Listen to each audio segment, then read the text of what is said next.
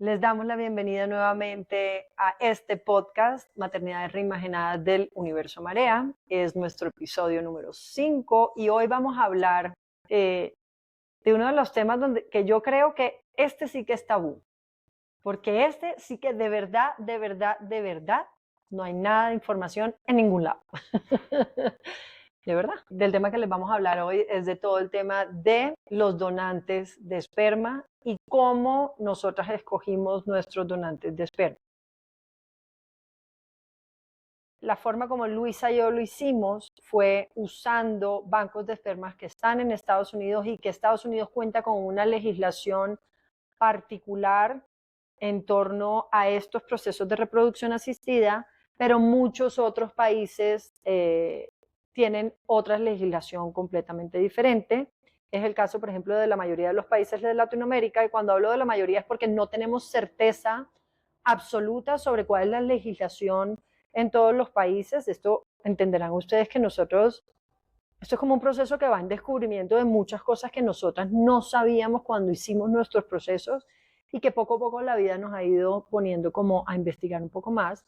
Pero para empezar quiero hablar de Hispanoamérica, es decir, España incluida, la forma o la legislación que existe en términos de cómo hace una persona para concebir con donante es que la paciente se pone de acuerdo con su doctor en cierto tipo de criterios y es la clínica quien escoge el donante para esa paciente y ese donante es absolutamente anónimo. La persona no tiene prácticamente ningún dato de el donante, que es completamente diferente a lo que nos pasó a Luisa y a mí, que pudimos escoger a partir de un catálogo online. Muchas de estas como diferentes circunstancias a través del mundo es que cambia mucho tanto el nivel de anonimidad, la regulación en cuanto a número de donaciones. Entonces, cada vez que yo hablo de esto, alguien es como, y se vio el documental de Netflix donde un doctor tuvo como 500 hijos, miedoso, ¿no? Y es como, sí. Yo no me lo he visto. Yo tampoco. Ay, no quiero ver, pero, o sea, lo entiendo y entiendo, pero claro. Sí. Y he leído del caso, pero eso también cambia. Entonces, por ejemplo, Australia es súper regulado, lo patrocina el Estado, no es pago. En Estados Unidos sí se paga por donación y está, creo que un donante solo puede ayudar a 5 a 10 familias máximo. Entonces, digamos que a nivel mundial en cuanto a regulación, anonimidad, elegibilidad, que eso lo que quiere decir con eso es quién es el donante. Entonces, sí, ¿cuáles son las características? Es decir, claro, si genéticamente tiene algo, no, cómo lo reporta. En Estados Unidos lo reporta el donante, pero nadie lo verifica. Entonces, acá en Colombia se les hacen exámenes, creo que de como enfermedades graves como VIH y cosas así. Todo va cambiando y todo se acomoda mucho al contexto en que le tocó a uno. O que uno escogió. O que uno escogió. O que uno pudo escoger. El banco de esperma que utilizamos coincidencialmente, tanto Luisa como yo, creo que es un banco que está enfocado solo en esperma. Y creo que en cada término, digamos, tiene aproximadamente entre 200 y 400 hombres disponibles, activos para donación de esperma, y ese banco tiene todo tipo de criterios. Cuando hablo de todo tipo de criterios va desde el tipo de esperma, y el tipo de esperma ellos los dividen como una esperma que es normal y otra esperma que viene con un proceso de lavado para que esté un poco más pura de impurezas y que aparentemente debería ser más efectiva, y de ahí siguen, digamos, haciéndote o permitiéndote a ti hacer selección desde raza, estatura, color de ojos, color de pelo, niveles de estudios, niveles académicos, no sé qué más. Hay una más que es ¿a qué celebridad se parece? Ah, sí. Y además hay opción de celebridades, puedes poner como Tom Cruise joven o Tom Cruise viejo. Muy loco. ¿Tú usaste eso? No. Okay, pero tampoco. igual salía a qué celebridad se parece y sí busqué a qué celebridad se parecía, pero no lo. Entonces, sí, hay como desde lo más no sé, mundano o como lo de la celebridad. Todo tipo de otras cargas que puede tener, que puede traer ese donante genéticamente para tu hijo, como religiones o algunas cosas que te permiten ver pensamientos o otro tipo de características, como es bueno en deportes, es bueno en matemáticas, es bueno en artes, es bueno, que también, es decir, que para nosotras fueron criterios súper importantes para poder escoger ese personaje que a la final es el padre biológico de cada uno de nuestros hijos. Y uno puede, claro, uno paga por saber más información, pero fuera de todos estos criterios que son filtros, como en el lado izquierdo de la pantalla, también puedes tener una grabación de su voz, puedes tener la entrevista que les hicieron, puedes tener qué pensó el personal de la clínica acerca de ellos. Ellos hacen un ensayo y también les toca como tomar algo artístico, como tomar una foto y describirla.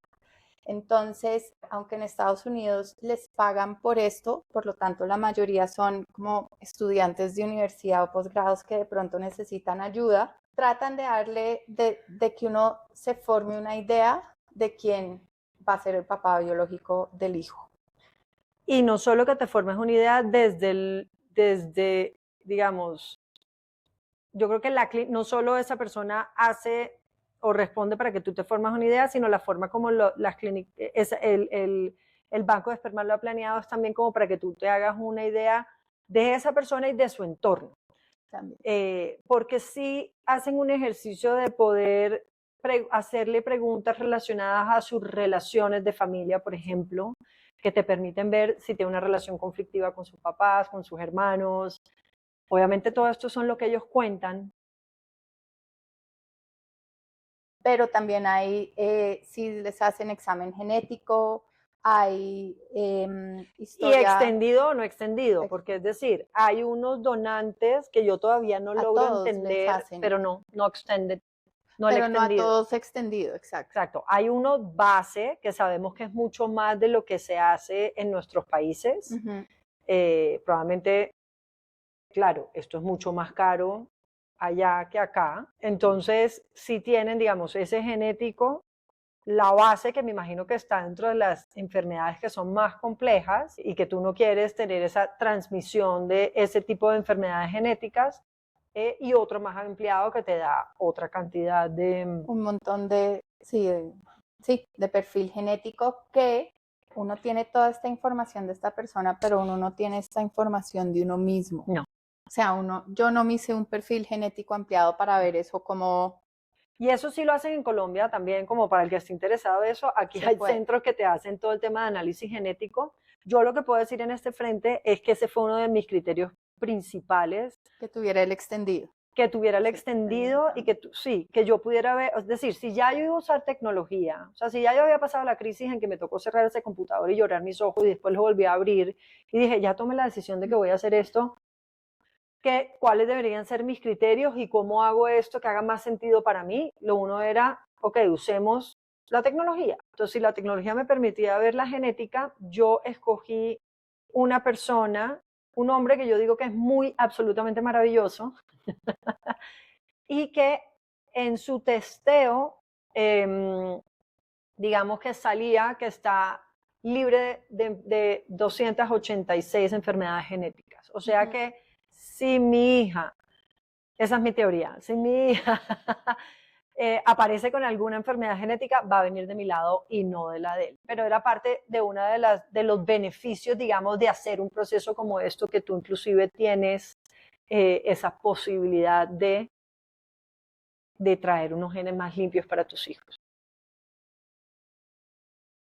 Es como la otra cara de una moneda, ¿no? Porque uno conoce a alguien en persona. Seguro hablaste con la persona y te hiciste todo un juicio de esa persona por un encuentro, pues, en persona. Pero en ningún momento vas a decirle, ven, espérate, pero tu abuela, ¿qué enfermedades tenía? Entonces, no solo es como usar a la tecnología en favor de uno, sino todo este otro tipo de información que pues uno no le pregunta, y casi que hay veces ni al esposo, O sea, la gente se casa y tiene hijos y no es que los dos se hagan test genéticos muchas veces. Como con todo en este proceso hay cosas buenas, cosas difíciles, pero siempre hay manera de encontrar bueno, ¿cuál es la ventaja que tengo acá? Y ese examen genético extendido es una ventaja. Es una ventaja total. Es una ventaja grandísima. Entonces, por ese lado, sí, pues sí, es como, aunque sea, no va a pasar nada grave y sí, si sale, pues será del lado nuestro. Total. Porque ni idea. Empezar. Tu cerrada de computador que has hablado un par de veces en los capítulos, que eso viste ese catálogo y hiciste y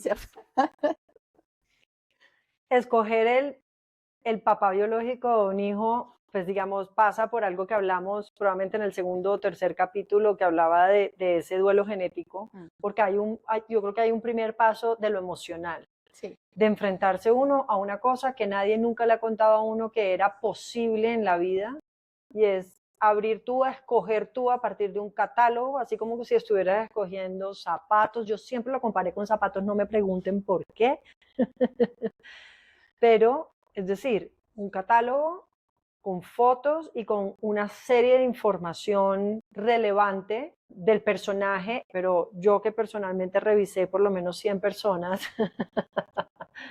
tú llega un punto donde empiezas a aprender a leer esta información que te pone el banco de esperma y puedes empezar a leer entre líneas y decir, este tipo es más tranquilo, este tipo está como en este tipo de película, este tiene un conflicto definitivamente con su papá o con su mamá o con alguien. Tú empiezas a ver los perfiles como si estuvieras viendo personas en realidad y empiezas como no sé si intuitivamente a irte por unos personajes que probablemente son más compatibles con uno, o en mi caso que me parecieron más fascinantes, porque era poco probable que yo conociera un personaje como el que creo que es el personaje que es el papá biológico de mi hija, que sería muy compatible conmigo, pero que además tiene una cantidad de características, él y su familia, que para mí eran absolutamente llamativas, pero que además siento que se encontraban con cosas de mi familia,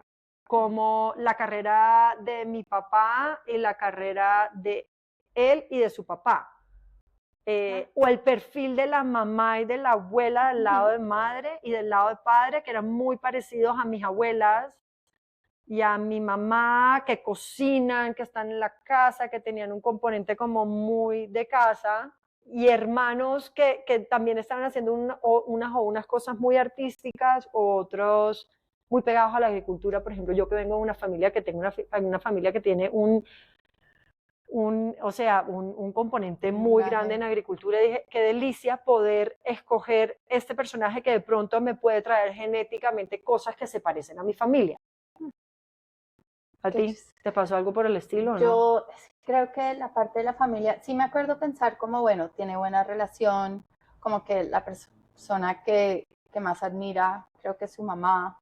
Esa parte un poco, yo creo que en últimas, claro, yo empecé como con 15 y después llegué a como 4 finalistas.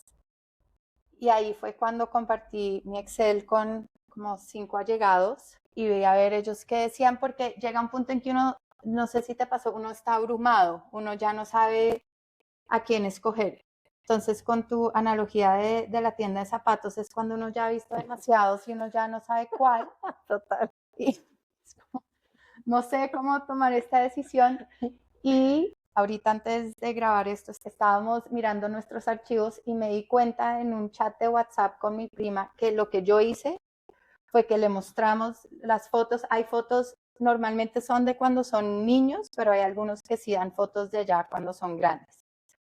Y le mostré las fotos de mis 4 finalistas a la hija de mi prima que tenía 5 años y ella escogió el que más simpático le parecía y pues ese fue el que escogí. Entonces, sí, en algún momento es como tengo que escoger, no sé si tú llegaste al tuyo súper... ¿Qué? O sea, mi doctor y la doctora que me acompañó, a mí me acompañó, acuérdense que yo hice este proceso sola, entonces yo no involucré a nadie en nada. Desde que el doctor me dio el ultimátum, que me dijo en un mes tienes que escoger, me dijo, por favor no vas a llegar aquí con 40. Y yo, obviamente, había logrado bajar la lista de 100 a 40. Me dijo, 10 máximo y aquí te ayudamos a escoger. Logré llegar a esa lista de 10, las dos somos de archivos, las dos somos de Excel, nos inventamos las categorías y ha sido muy chévere poder comparar las categorías, porque yo sabía algo, o sea, yo podía leer unas cosas pero no otras y después llevé 10 a donde la doctora y la doctora me ayudó a bajarlo y me dijo, yo te doy los 4 que a mí me parecen los mejores y efectivamente así lo hicimos. Cuando me mandan los últimos 4, yo llego a reunión con ella, después de haber analizado esos últimos 4, yo le decía, yo no sé, yo siento que estoy loca, yo cómo voy a tener un personaje que es de estas características y ese no se parece a mí, y ella era muerta de la risa, como viéndome cuáles eran mis criterios y lo más importante, y a la final les voy a confesar la verdad, yo creo que la persona que yo escogí fue ese hombre que cuando después me tocó explicar, cuando yo le estaba explicando, así la gente no supiera, yo le contaba a la gente cómo era este proceso, ¿no? Entonces yo decía, hay por ejemplo un personaje dentro de este listado de cosas que es esto, esto, esto y tiene esto, me parece un ser humano fantástico, que es divertido saber que puedo contar como con otro tipo de personas que de pronto yo no tendría la posibilidad de conocer aquí en Colombia. Y ese fue el personaje que yo siempre usaba como referencia, el que yo escogí. Y que me encanta, o sea, me parece nada, que es un personaje que seguramente mi hija tendrá unas cosas muy maravillosas que vienen de parte de él. Yo también pensé mucho en ese complemento, de pronto no tanto familiar, pero sí en como habilidad. Entonces, el papá biológico de mi hijo es financiero, yo no soy financiera, tenía mucha como habilidad con las manos, eso lo tengo yo también, súper atleta, eso hizo todos los deportes y yo, bueno, eso yo no. Entonces, sí, Me era encanta, más pero yo como... voy a hacer la comparación exacta. Matemáticas, yo también. Yo decía, tiene que tener matemáticas 100%. Pero la matemáticas iba además linkeada a la música. Porque yo siempre he dicho como que nosotros amamos todo, bailar y cantar, y no es que seamos cantantes para nada, cero. No está ni siquiera dentro del coso, pero amamos la música y bailamos. Pero que yo veo a la gente que toca instrumentos y digo, ¡oh! ¿Qué es esa vida tan fantástica? Sí. Como poder sentarse y darle la guitarra y darle a un piano. Entonces yo, por ejemplo, tenía dentro de mis criterios que hubiera algo de música, sí, exacto, y de instrumentos en su vida. Para mí era súper importante. El otro era el de lo que tú tenías, súper social, él lo tiene, yo lo tengo, y ella lo heredó. Ella es súper social, no podría decir que viene de mí, puede venir de él por igual. Había otro que era el tema de la naturaleza. Sí, como que si les gusta la naturaleza. La naturaleza y eso. Y también era capitán de un montón de cosas de deportes, que también era importante para mí porque yo no soy la más deportista. No, ni en mi familia somos los más deportistas del universo. No, de verdad, cero. Entonces yo también quería decir, bueno, si yo puedo escoger ese tipo de cosas y dejarle que ojalá le llegue así un gencito por ahí más chévere que yo no le puedo dar. De una. Ahí, ese fue también uno de mis criterios. Yo también ahora que lo pienso, la clínica de pronto sí me ayudó un poco como con ya la parte sí más técnica y digamos un criterio fue el citalomegalovirus, que es más, cuando estuve embarazada me tuve que hacer un examen porque igual el que escogí lo tenía negativo, pero de pronto yo lo tenía positivo. Y esa es una de las cosas, claro, yo no me hice este examen, entonces ni idea, todo salió bien, pero ese sí fue importante. Y también lo de la etnicidad, para mí también el papá biológico de mi hijo es etnia como italiana y sueca. Y yo dije, bueno, suecos, no sé, como más organizados, pero que tengan un poquito como esa parte latina también. Yo lo que hice fue, igual que tú, yo quería que fuera mezclado de razas para que ella no tuviera como mucha carga genética de ningún lado, ni de ningún lado. Entonces, el mío tiene muchas mezclas de Europa que yo sé, yo nunca me he hecho esos exámenes, pero sé que un tío mío sí, le salió que obviamente gran porcentaje es europeo. Dije, eso se puede mezclar entre las familias, es decir, de pronto pues no va a salir una persona que sea extremadamente diferente como a nosotros. Es decir, nosotros tenemos un montón del sur de España, por ejemplo. Él también tiene el sur de España, pero también tiene italiano. Y también tiene el norte de Europa. Entonces dije, esas mezclas me gustan porque probablemente son mezclas, aunque él sea muy diferente genéticamente o físicamente a mí, probablemente en términos de ese linaje, de pronto no tanto. Efectivamente, Magdalena se parece demasiado a mi familia, que es muy loco verlo porque pues yo nunca hubiera esperado eso. Pero es realmente muy parecido a mi papá, a mi hermana, y si después lo miras, la familia de mi mamá también es muy parecida a mi mamá, y eso ha sido muy fantástico verla ahora que ya está un poquitico más grande. Bien. Con eso es como, bueno, cómo escogimos, pero también, y que suena como chévere, duro, pero también hay otras partes, y es lo que hablábamos un poco al principio, que uno se va enterando de cosas, y son las cosas de pronto un poco más confrontantes, y que uno no sabe por averiguar antes de. Una de las cosas es lo que, no sé, hablábamos, pero, por ejemplo, Estados Unidos no tiene límite de donación. Hay guías, pero no hay leyes. Entonces, en teoría, se supone que un donante no debe donar más como 25 personas por cada 800,000, pero no hay nada que prevenga a nuestro donante ir a nuestro banco y después ir a otro banco. Entonces, eso sí es una de las cosas que documental de Netflix a un lado, no tan extremo, igual nuestros hijos van a tener muchos medios hermanos. Ahora, ¿qué número es ese muchos? Uno no sabe. Uno no sabe. Uno no sabe. Uno no sabe. Yo siempre he tenido una teoría de esto y es que más allá de nuestros bancos de esperma, yo creo que todas las personas que han utilizado esperma de donante con la tecnología que hoy en día muy seguramente van a poder encontrar a esos medios hermanos porque es imposible, es decir, porque esos estudios los muestran y esas cosas son públicas. ¿Qué hay en Estados Unidos, digamos, que no hay o que yo no he encontrado aún en otras partes del mundo? Que hay una organización que lleva más de 20 años funcionando que se llama como el Donor Sibling Registry, el registro de hermanas y hermanos de donantes, es más o menos la traducción. Y ahí la gente puede registrarlo, obviamente eso tiene un costo, y son ellos los que siento que están haciendo como el empuje a tratar de tener una gran base de datos de donantes y de esos hermanos. A que nos lleve eso más adelante, pues nosotras apenas estamos empezando este camino, no lo tenemos tan claro. Sabemos que hay una discusión mundial entre las personas que han hecho esto sobre cuáles son los derechos de todos estos niños, si no son hermanos, si se conocen, si no se conocen, si se conocen con el papá, si no se conocen con el papá. Y aquí creo que es importante también contarles, por ejemplo, que el banco de esperma de nosotros tiene 3 tipos de donantes. Uno es completamente anónimo, que quiere decir que nunca quiere que nadie lo contacte. Otro es completamente abierto, que quiere decir que lo pueden contactar en cualquier momento. Es más, una mujer que hace su podcast en Estados Unidos pudo entrar en contacto con su donante mientras estaba embarazada. Y el tercer tipo, que es el que tenemos Diana y yo, es que a los 18 nuestros hijos lo pueden contactar y él puede decir sí o no, entablar relación.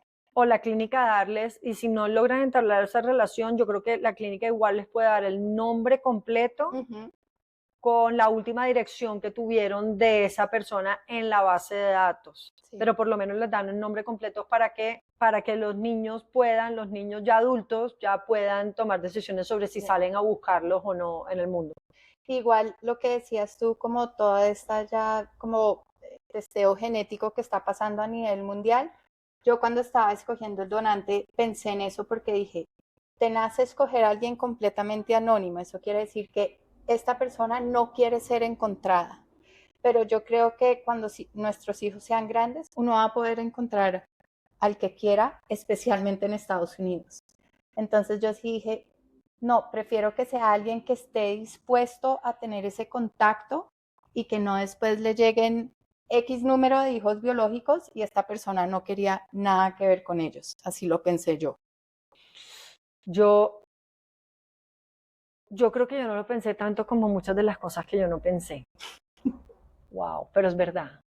Yo no lo pensé tanto, yo ni siquiera recuerdo cuando hice esa selección de haber mirado el tema de Identity disclosure. identidad, sí, abierta o cerrada. Yo no lo miré en su momento, pero yo tuve una crisis en el primer año de ella porque en algún momento la oí, que es normal en los niños decir esa palabra papá, decirle a un amigo mío papá, y eso es normal, es decir, no es porque ella creyera que uno de mis mejores amigos era su papá, sino porque es una de las primeras palabras que hablan, que aprenden de todas maneras, y los niños están hablando de esas de las que repiten, pero sí, como que se lo dijo a él y yo dije, ¡ah! ¿Qué hice? Y empecé una vez más así que me da pánico, empiezo a llorar, dije, ¿qué hice? Soy una loca. Y una amiga mía psicóloga que también hizo un proceso como el nuestro, me dijo, calma, calma, otra vez más, calma, calma, porque no te metes en tu banco de espermas y miras cuáles son esas posibilidades que te va el banco de esperma para que ella eventualmente pueda conocer a su papá, para que tú puedas ir entendiendo cómo quieres contar esta historia a tu hija o al resto del mundo. Y ahí fue donde encontré que él tenía este tipo de cosas y la posibilidad que me daba la clínica de eventualmente poder conectar con él. Insisto, más allá de la clínica o no, yo creo que en unos años con toda la tecnología que hay, es muy difícil que la gente no se encuentre o que ella no se pueda conectar con alguien de la familia porque genéticamente la sangre la va a conectar y va a ser muy fácil para ella poder llegar y decirle, oye, mi mamá escogió a este personaje que tenía este perfil, ese es de tu familia, esa persona va a aparecer. O no, no sabemos, pero hay una gran posibilidad de que pase. Igual de nuestro banco de esperma hay varios grupos en Facebook como de los donantes. O sea, uno puede empezar a buscar esa familia si uno quiere, desde ya, que son maneras de relacionarse súper interesantes también. O sea, esto de maternidad reimaginada es como familia reimaginada, pero son cosas que, claro, uno no logra dimensionar un poco y va en el camino dimensionando. Sabemos que hay otra forma en que hay gente que lo hace y es que compran el esperma y no pasan por clínicas, sino que hacen los procesos sabiendo, midiendo su ovulación, haciéndolos solos, pero de todas maneras eso también tiene un proceso donde tú escoges un donante de esperma. Estados Unidos tiene unas páginas de internet y unas comunidades donde hay gente que está dispuesta a vendértela sin pasar por el tema de las clínicas que te hacen todas estas mediciones. Hay gente haciéndolo de esa manera también. Nosotros no somos nadie para juzgar, pero como ustedes ya nos han visto, nosotros somos un par de nerdas que nos gusta la ciencia y que obviamente para nosotras seguramente no, pues esta era la mejor opción para nosotras porque por nuestras personalidades. Sí, sí, no, sí, hay de todo pasando y está, o sea, el tema de donaciones está en crecimiento, tanto de esperma como de óvulos. Esto es un proceso muy raro, no deja de ser raro, pero creo que tanto Diana y yo logramos vivirlo como desde algo que se hizo lo mejor que se pudo, se tomó la mejor decisión que uno podía tomar en ese momento y que claro, hablar del papá biológico del hijo de uno que tiene tanta incidencia a nivel biológico y genético, pero que también está toda esa parte, y como en biología se habla de la tensión entre naturaleza y genética, y crianza y genética. Entonces, claro, uno dice, listo, tiene esta parte genética, pero está creciendo en mi contexto, en mi entorno, con nuestras familias. ¿Qué tanto va a primar eso sobre otras cosas, uno nunca sabrá, pero Ni idea. es algo súper interesante de pensar. Es súper interesante de pensar. Digamos que yo sí me he cuestionado un montón porque no fue que no nos ofrecieron la parte de la donación anónima. Cuando yo llegué a la clínica, obviamente, a mí el doctor me dio como 3 opciones y era, tú puedes traer un donante, que tú quieres que sea tu donante y tener un bebé con un donante, ese donante Conocido, sí, eso es conocido, todo otro exacto. mundo. Eso tiene otro, o sea, la legislación de eso es otra película. Tú puedes tenerlo con donante de esperma anónimo, como se hace acá, y yo lo escojo porque la legislación es así. O mi recomendación No, es hacerlo con el de Estados Unidos, que tenemos una gran alianza. Y les voy a contar una cosa, así como porque ya casi vamos a cerrar. Voy a volver a los zapatos. Yo escogí mi personaje, llamé al banco de esperma, oye, hola, mira, sí, es que estoy como muy interesada en comprar esto porque voy a hacer este proceso. Claro que sí, este es el número de la persona, este que dice, sí, sí, ese, listo, como es tu tarjeta de crédito, tal, gracias, en 3 días te llega. Y yo, ¿qué? sí. Claro, mi clínica tuvo que hacer una firma de unos documentos y eso, que eso es un trámite que se hizo en 2 segundos y literalmente estuvieron esos viales en Colombia en una vaina, hablo de la tecnología, en unas cosas que uno De no ve porque llegan preservación. de criopreservación, que uno después las devuelve, te devuelven la plata cuando ya vuelve la neverita de criopreservación a Estados Unidos. Muy tecnológico todo. Una cosa rápido, Diana hizo esto antes que yo, ya cuando yo importé mis viales, ya la legislación en Colombia había cambiado y me tocó importarla a mí como persona natural. Entonces eso es todo otro proceso burocrático duro. Ese proceso como tal no es tan caro, pero hay que cuadrar tiempos porque una vez sale, se manda, pero no se puede quedar en la aduana, porque si se queda en la aduana, pues tenaz, entonces eso cambió un poquito. Claro, los tiempos son más largos y te toca pedir permisos. A mí no me tocó pedir Sí, permisos. te llegó. O sea, yo literal, en 3 días me llegó. O sea, yo compré como zapatos que me llegaron más rápido que un zapato que tú compras. O sea, una cosa impresionante, de verdad, muy impresionante. Gracias a Dios y fue así, porque de Sí, todas no. maneras, ese momento de que tú tomas la decisión y lo compras es como, efectivamente voy a hacer esto. Sí. Pues yo lo compré para poder hacerlo inmediatamente. Entonces sí fue una experiencia muy particular. Vuelvo y digo, yo no la compartí con nadie, entonces era aún más místico para mí todo, porque era como que tomé las decisiones de tener un hijo, ni idea con quién, nunca lo compartí. Y una última cosa como la anonimidad versus no, algo que sí me dijo mi doctor y creo que es muy válido, me dijo, el día que tú vayas al pediatra, o sea, entre más información tengas de la contraparte, mejor, porque claro, en una familia tradicional tienes a papá y mamá contando cosas y acá en este lado es como historia del papá, es como en blanco. Entonces, qué rico que no esté en blanco. Y efectivamente, cuando llegué a mi pediatra, yo llegué con el examen genético de él Ah, yo y nunca he hecho eso. sí, no, ella tiene todo eso, Ah, wow. sí, Ah, wow. Voy a hacerlo. eso. Voy a hacerlo, qué No, divertido. pues claro, y es como, este es el papá biológico, esto es lo que sé de él, por si acaso a futuro pasa cualquier cosa.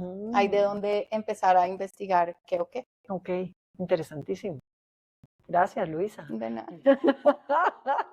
Acá siempre aprendiendo. En verdad, sí. Si ustedes creen que estas cosas son planeadas, en verdad no tantas. Estamos tratando de verdad de poder intentar, como les dijimos desde el principio, planear estas conversaciones para que ustedes vayan teniendo cada vez más elementos que les permitan pensarse todo este tema, digamos, con todas sus aristas. Entonces, pues nada, yo creo que esto, ya después estaremos súper abiertas a preguntas y demás. Sí. Pero creo que yo cerraría aquí este primer capítulo sobre donantes de esperma y cómo escogerlos. Nos vemos en la próxima. Un abrazo.